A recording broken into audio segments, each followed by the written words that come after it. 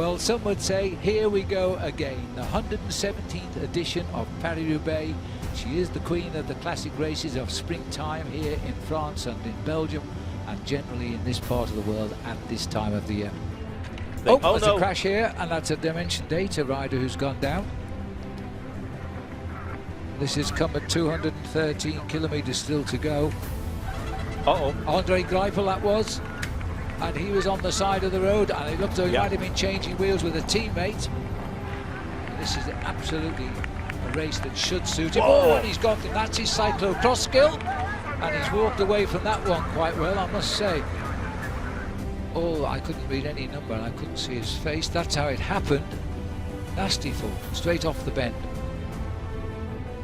There's a crash, and there it is. It's Eisel's gone down, I think. Bernie Eisel. And there's another crash here, and there it is. And this time they've locked up a Sky Rider. Kofidis man. And I think that's Sagan. Sagan has been involved in that. Whether he come off, I don't know, but he's getting going again. There he is, trying to get back into the group.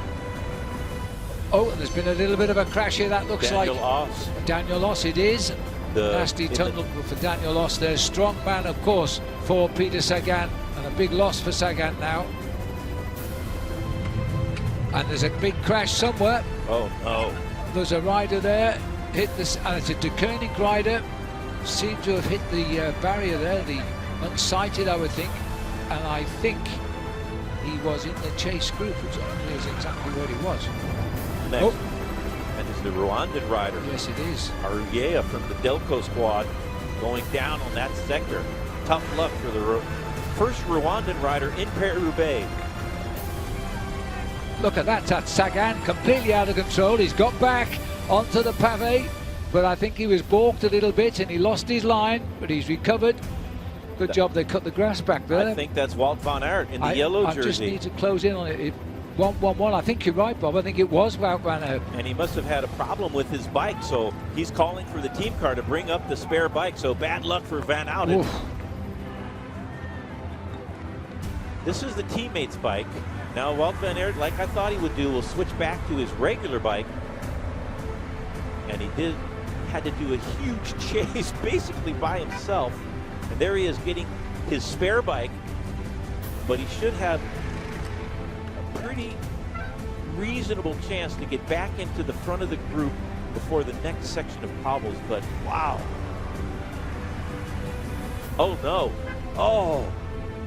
That cannot be Van Aert.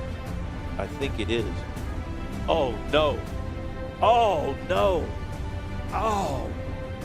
Such bad luck. Where is he going? Blocked by that team car, moving to the left, trying to get around the Bahrain car. Bad luck just won't end for Wout van Aert. Let's take a look at this. Pulled up his back wheel, side skidded. Yeah, very few riders are going to hold it up in that circumstance. So that shows you the level of skill that Wout van Aert has for Paris-Roubaix.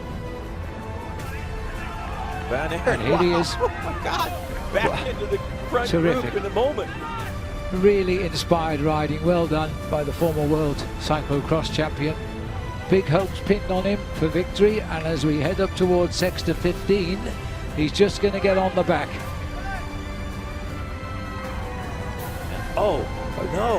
Crash on the right behind our banner there. Bora rider, teammates of Sagan. Yes. They've already lost one man, Daniel Oss. Gilbert is in his absolute situation where he could actually win this race from this position, and he's well aware of it. In fact, he's proving a little bit too hard for Wesley Creed here, who started the whole thing. He's found he's been joined by 3 express trains here. 37 kilometers have been covered on the pavé. There is Sagan riding himself now to try and reach his teammate up front. 25-second disadvantage for Sagan. The pressure is on now. Here's a panic from the peloton. Peter Sagan making his move to defend his title from last year. John Degenkolb from Trek trying to close that gap down. De Koenig also in the front group with Gilbert, but Peter Sagan now attacking from the field. Look at Gilbert has taken the group here in the lead, and they've got rid of Seliger. The pressure from Gilbert has got rid of Seliger. His job was to stay there till Sagan arrived. Sagan is here in the second group, driving also as close as he can to that grass line to avoid the cobbles themselves. And here comes the run from Gilbert through the inside, full speed ahead, and the boy in black won't chase him. They're on the same team. Sagan has gone after him. So too Sepp Van Mark locks onto the wheel of the man who won this race a year ago. Gilbert had to go here. This is chance to win. Niels Paulin taking over the front, putting in a little bit of an attack himself. Very powerful riding by Niels Paulin of the Katusha squad. Let's see if Peter Sagan can close that down. Bit of a gap here now for Niels Paulin, a very powerful rider. You don't want to give him too much of an advantage at all. Two De Koenig riders. Philippe Gilbert going after Paulin right now.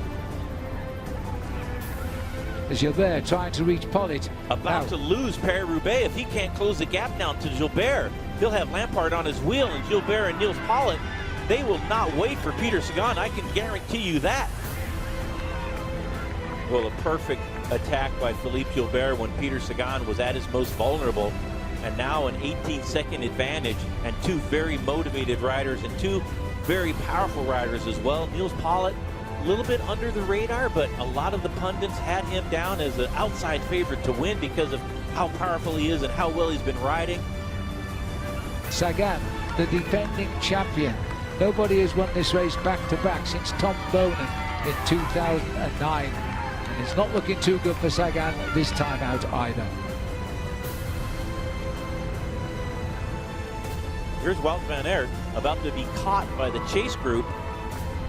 A very valiant ride, incredibly courageous ride by Wout van Aert. He's got a be flat dizzy. tire, got a teammate's bike, then he got his spare bike, crashed that, then got his original bike back, chased for mile after mile. Right when he caught, went into the breakaway that is going to contend for the win in Paris-Roubaix. A great ride by Wout van Aert, but I think he gave too much with that bad luck to be able to contend the finale with Philippe Gilbert and Niels Paulin. This is Gilbert. Looks through underneath his arm to see where this man Pollitt is such a big rider. He is puffing and blowing. He is grimacing. I'm not sure what's left in those legs. This is what Paris-Roubaix does for you. It brings everything out of your body. It tells you who you are. Sagan getting dropped from the pursuers led by Sepp Van Mark. Yves Lampard struggling to stay on that wheel. But it seems as if the fight has gone out of Peter Sagan for today's race, Paris-Roubaix. 40 seconds the gap. It's got to be enough.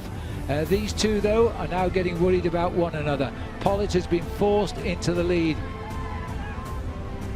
Philippe Gilbert will really have to watch his P's and Q's and not give Niels Paulin any opportunity whatsoever to win.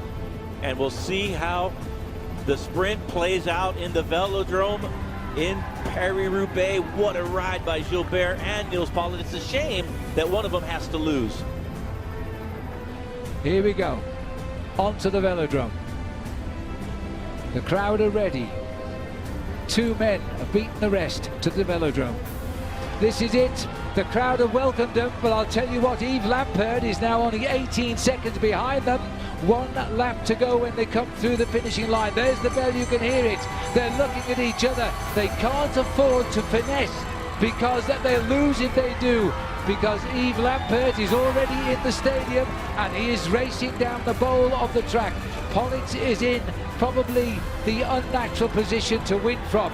Philippe Gilbert has paced him. They're riding high on the track. That's to stop the attack can only come underneath. It can't go over the top. They know that the Belgian champion is closing in as well. Gilbert is judging his finish. Pollitt doesn't want to move early yet as they continue round the back. Half a lap to go. Pollitt is going to have to break soon. Gilbert will dive for the bottom if he can. Pollitt has closed it down as they come around the board now. Through the inside, Philippe Gilbert. Those sprinting legs, have they come back? Pollitt is digging deep. But Gilbert is going to score for Belgium. He has won Paris-Roubaix, and that for him is a major, major deal.